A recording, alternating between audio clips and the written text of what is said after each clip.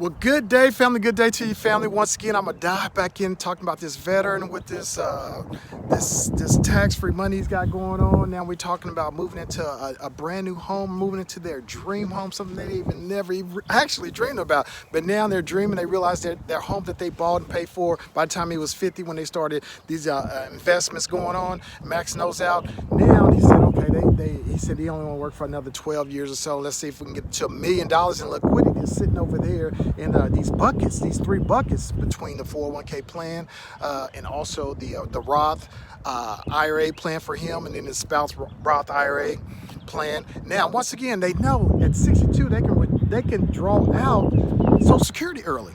Yeah, but you know what?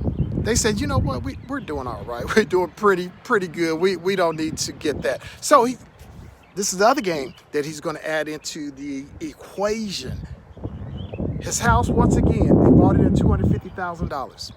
12 years later, it's worth, because the area it's in, it's worth now $750,000. That's pretty normal as what we see what's going on now. So he said, okay, we might as well go and get this dream home. So now, because they're going to do a 1031 exchange, they're not going to pay any capital gains on this money.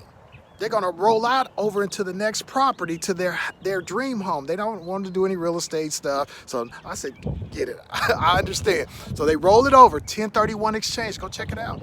And even if they sold it at home, they can get up to $500,000 in capital gains without paying taxes on that money. Yeah, look at the tax code. Go check it out, because they're married. Now, the single person is $250,000 capital gains before you start paying taxes on that. Anything above that, you start paying taxes on that from the capital gains. But for a married couple, if they want to just sell and to just move into a condo where they're just going to pay rent because they don't want to take care of the grass and all that anymore, up to $500,000 without tax capital gains. So they can just take that money and just roll that over to the next few years, whatever they got left in life. Okay, but they decide they want to get this dream home because they got grandbabies, and they want to make sure that their grandbabies are maxing the moment when they come to see grandma and grandpa at 62 years old. So they do that at 62 years old, and they're holding off on Social Security. They said, we're going to wait till we're 70 and max out that moment. So these folks are in this $1 million house that they can afford. Not they flossing and all that. They can afford it. They got $1 million sitting over there.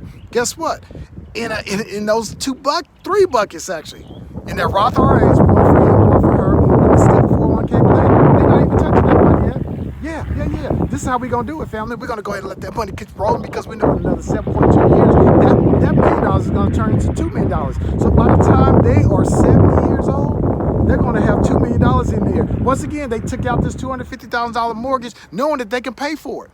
That mortgage, it's no sweat. They're not even